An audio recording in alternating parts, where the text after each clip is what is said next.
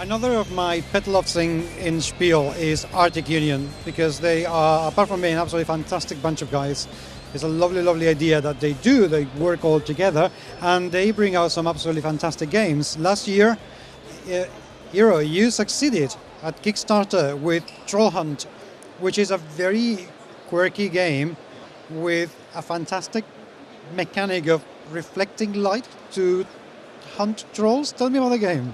Yeah, so in Troll Hunt, what you do is you reflect the light from your magical lantern using mirrors into a troll's eyes. And when the light shines into a troll's eyes, the troll is turned to stone and another troll will appear.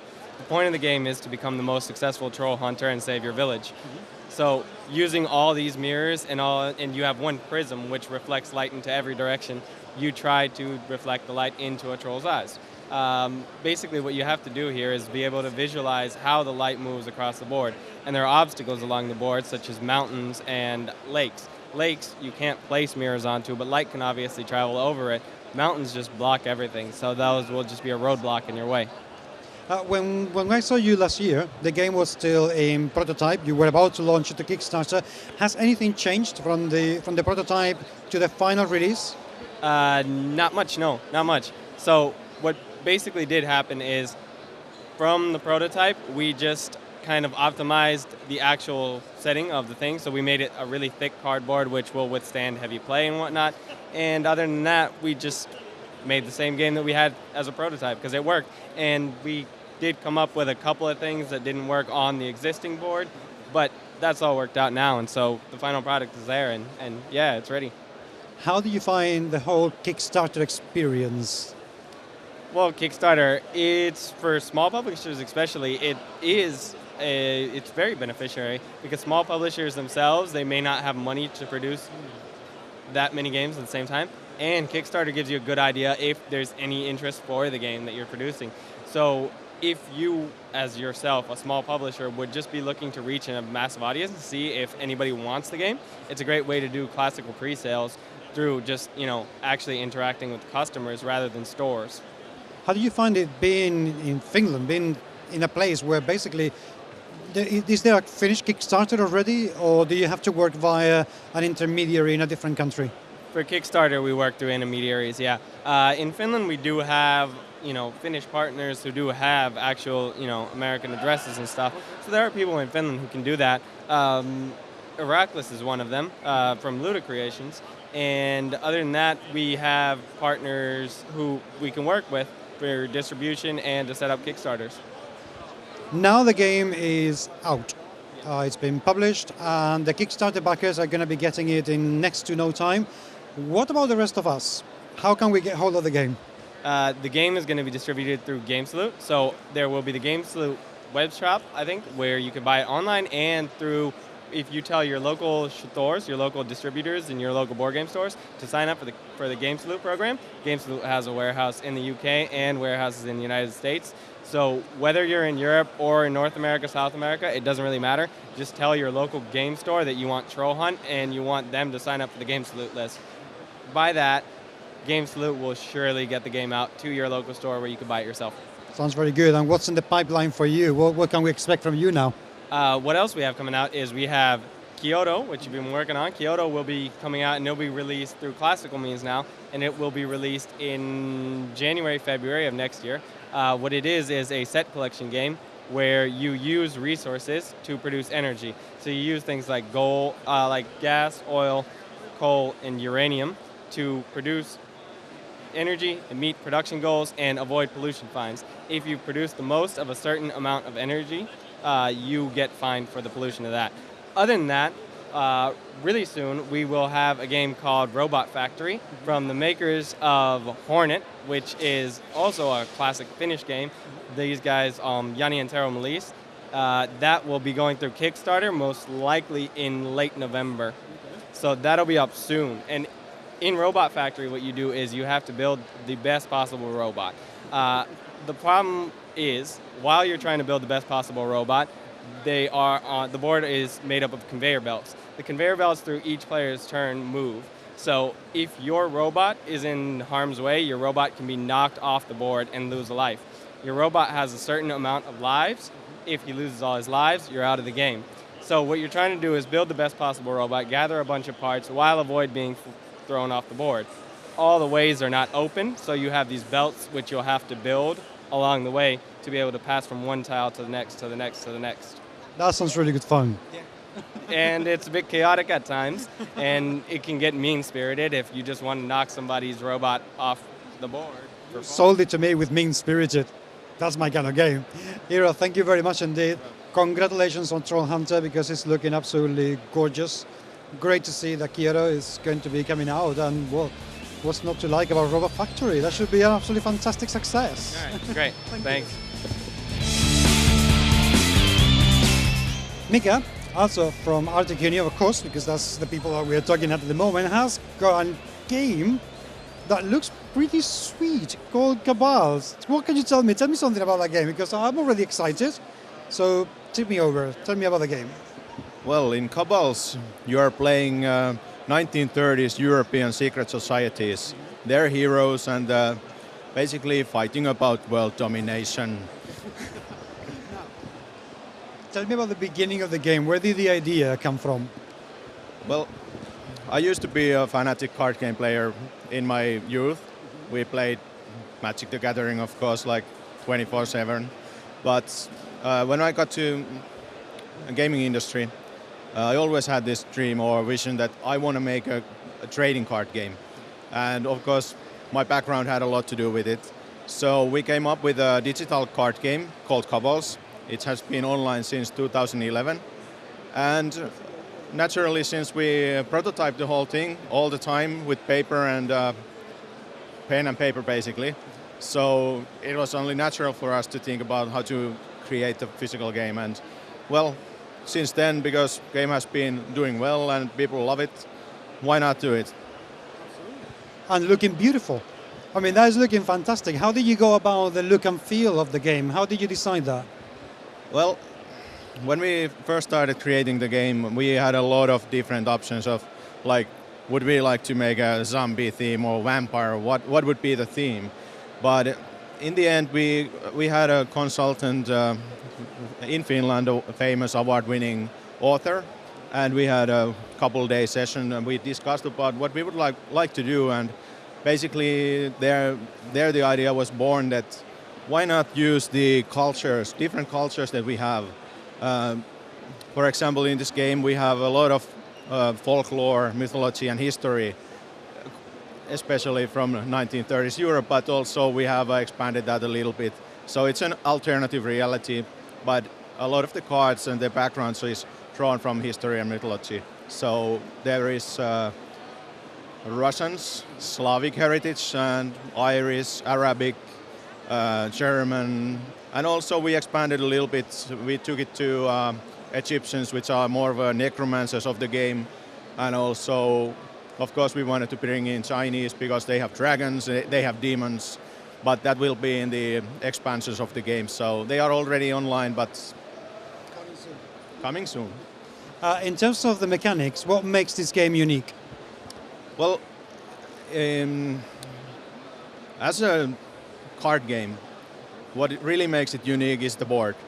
You have a board that has quite deep tactical elements, so I'm always saying that it's sort of a card game and chess combined, because it's easy to start playing, but the depth of strategy in the end can be pretty deep, and especially since I've been playing it a lot, of course, and online and everything, but you will notice when you meet the, how you say, grandmaster in chess, for example.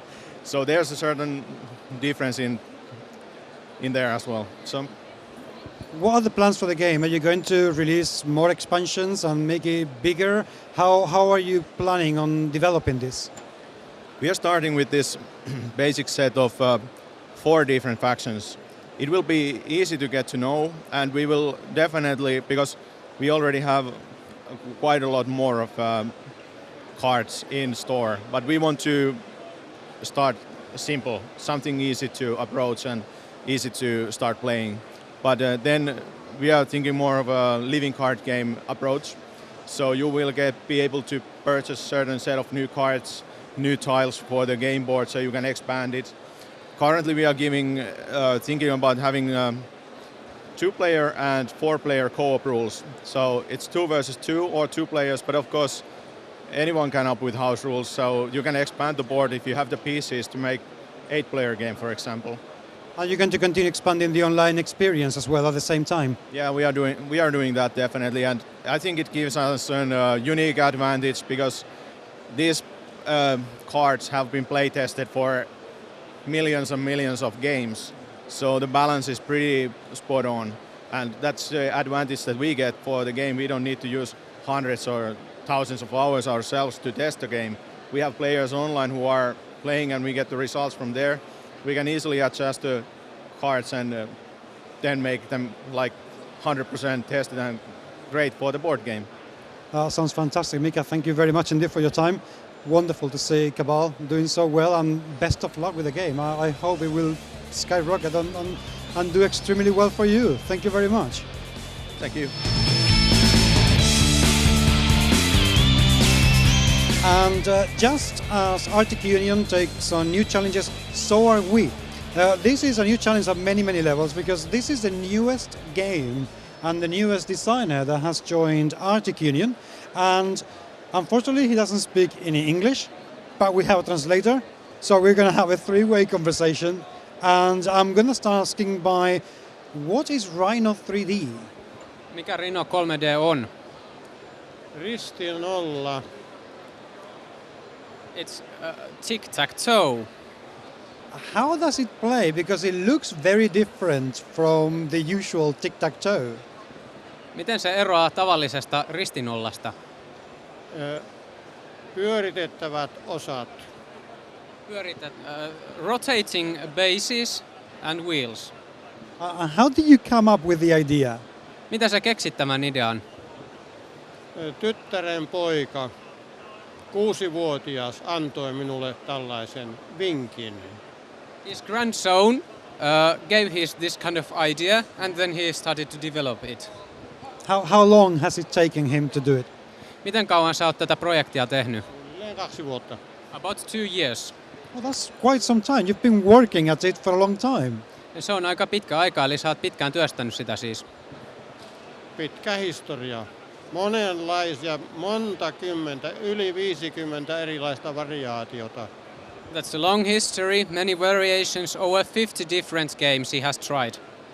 Good heavens, that is a lot of games. Is this the first game that you design?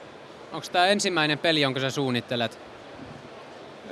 Kyllä, 3-ulotteisuutta sinänsä olen tutkinut 37 vuotta. It's the first game, but he has been developing different 3D things for over 37 years. So you know what you're doing.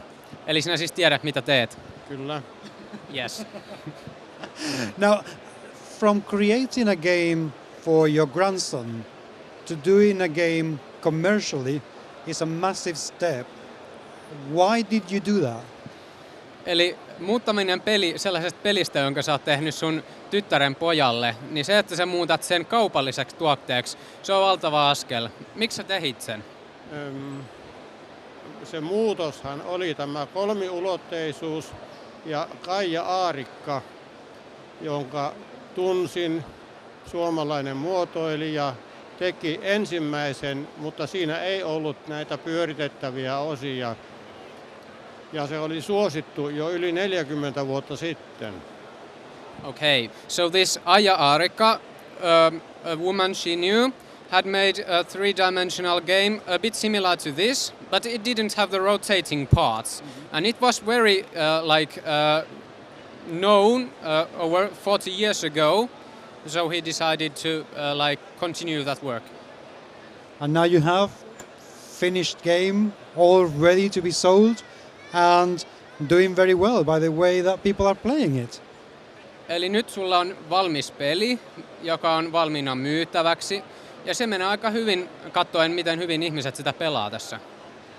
Tämä näyttely on hyvin mielenkiintoinen siinä, että me näemme, miten eri puolilta maailmaa ihmiset suhtautuu tähän peliin, ja sillä on vetoa. So this show is very interesting because it shows how well people react from this game even when they come from different parts of the world. So it's very important. Do you plan to make the game available worldwide? How can people buy this game? Eli aiot sä saada tämän maailmanlaajuisesti saataville ja miten ihmiset vois tätä ostaa? Maailmanlaajuisesti se saadaan ainoastaan sillä tavalla, että jokin firma lähtee tekemään sitä, minä myyn vain lisenssiä.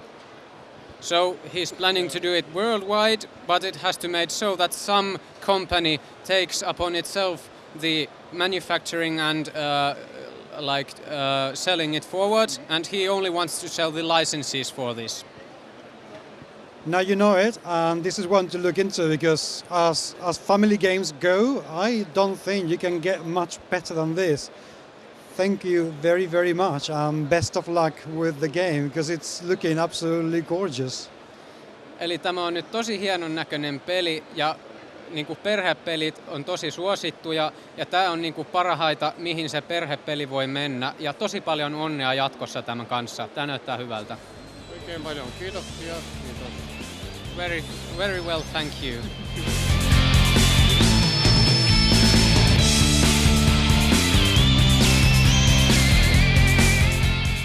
And Arctic Union keeps expanding and bringing new people and new games, like the games from Mr. Jorni here, who, you're new to UK, to the Arctic Union people.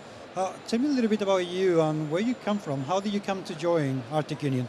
Well, as you know, all the Arctic Union members are from Finland. So this year we have 6 different Finnish companies here at the booth, and we're here for the first time. We just started the company, me and my co-partner Tommy, and Play More Games, as is the name of our company. We make fusion board games. Fusion board games, I'm just going to show you a sign. Fusion board games are games that implement smart devices with the games. We are hardcore board gamers ourselves, and we don't want to have board games where it's mandatory to have an app. So we make good games that you can, when you want, you play them a ton of time and you get kind of bored and you want something new with the game. You can take an app, have a new mechanic or two with the game, and it changes the game. And you can also create content online, share it with the whole world. And all our games come with blank pieces. Because when we were kids, we wanted to customize the game. We went bits and pieces ourselves, but they always looked like we made them ourselves.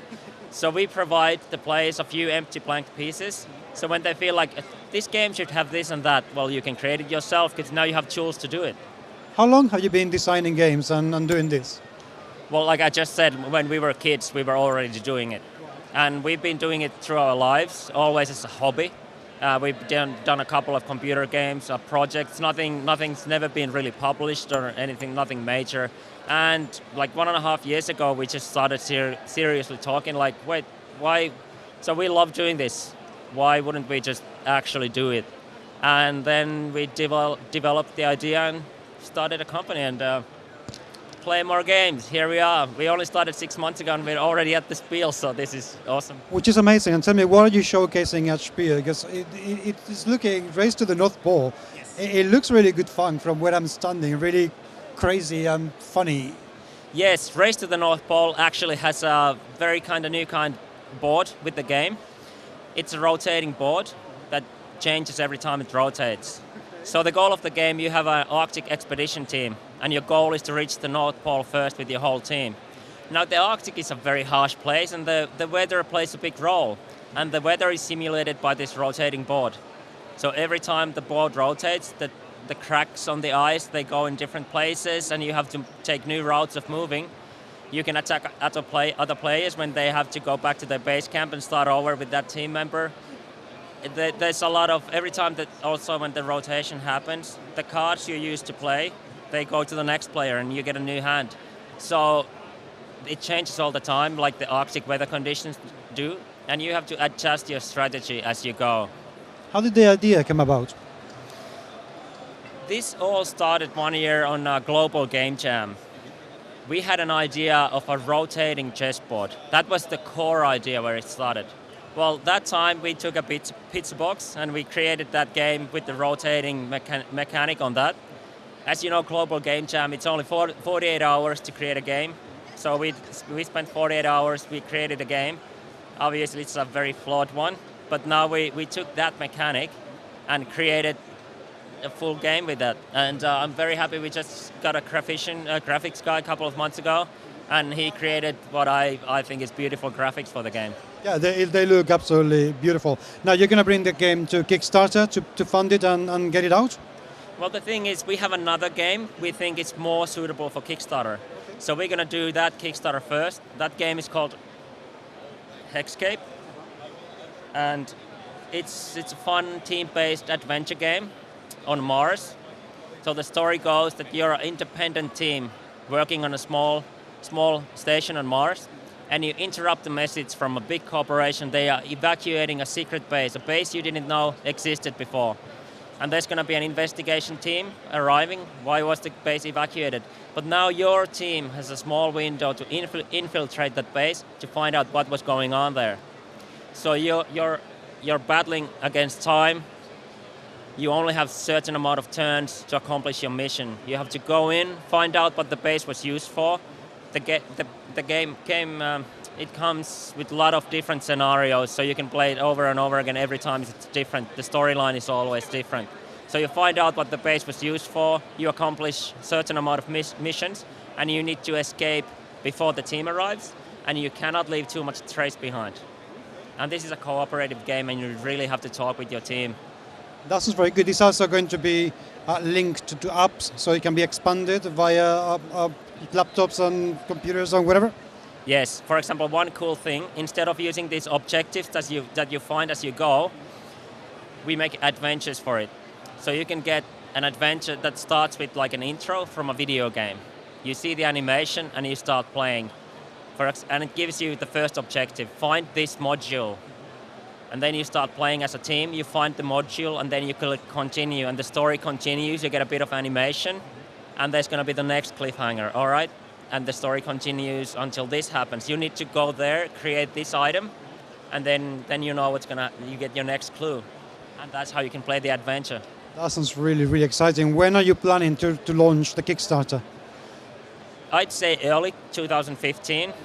We're trying to do it Q1, but I don't want to put a specific date on it because we want to do it properly and then launch the Kickstarter when we're done, like when the campaign is viable. So there you go. Keep an eye on Kickstarter because I think Hexcape is going to be an absolute glorious thing. And Race to the North Pole looks absolutely lovely, really lovely. So thank you very much indeed for your time. Congratulations on your games, which are really looking absolutely lovely, and look forward to seeing them finished. Yeah. Thank you very much.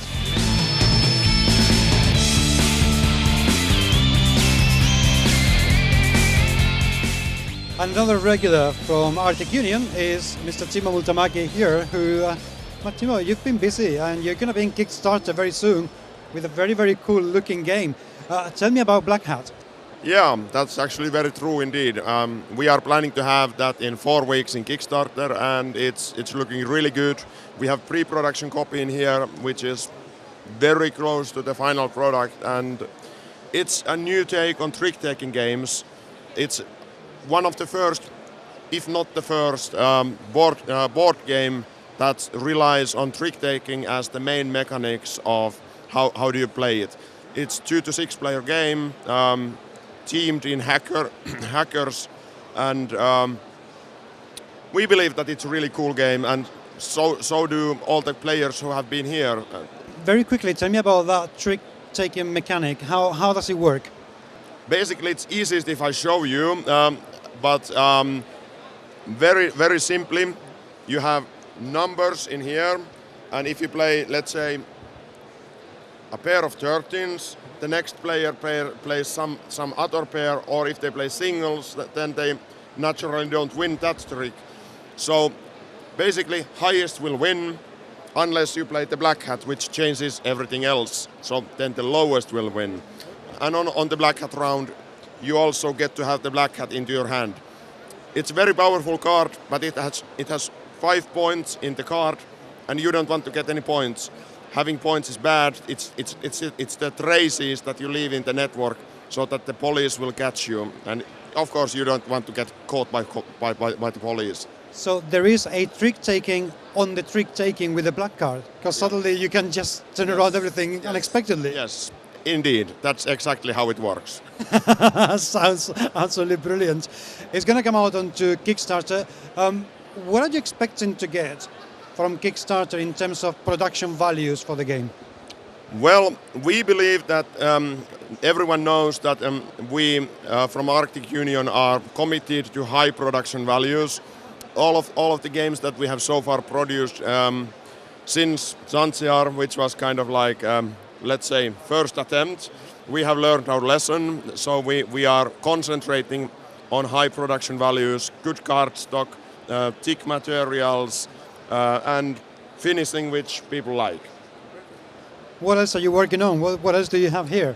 Of course, there is plenty of other things that require some time. So next year we are going to see the second edition of Phantom League. So many people have been asking that, and it's almost sold out. We have maybe like 20 copies existing any longer. So by Saturday, if I'm not sold out, I'll be unhappy. And besides that, the major title of next year will be The Abyss. It's a game by me and Mr. Thomas Klausner, Mr. Kevin Wilson, the same guy who did Arkham Horror and some other small titles. And the Abyss is already looking pretty amazing. I mean, you have already here a prototype. It's looking quite fantastic, but it also looks like a very complex, big game. What is it all about? Well, it's a new take on dungeon crawl. It's going to do a new level of how you can do dungeon crawl, because it introduces these sort of Euro-style mechanics into previously very American gaming genre. And what it means is that we are not having dice, we are not having game master, we are not having a monster player. It's 1 to 6 player game. It automatically scales. It has possibility of choosing your difficulty of how difficult you want the game to be. And my 8-year-old son plays it very nicely without any problems. And all of the players in here who have been playing the introduction level, in 15 minutes they know how to play. So it takes less than 15 minutes to learn how to play it. For a game with that many components, that is remarkable. Well, it took quite some time. It's not automatic to make games that are easy to learn.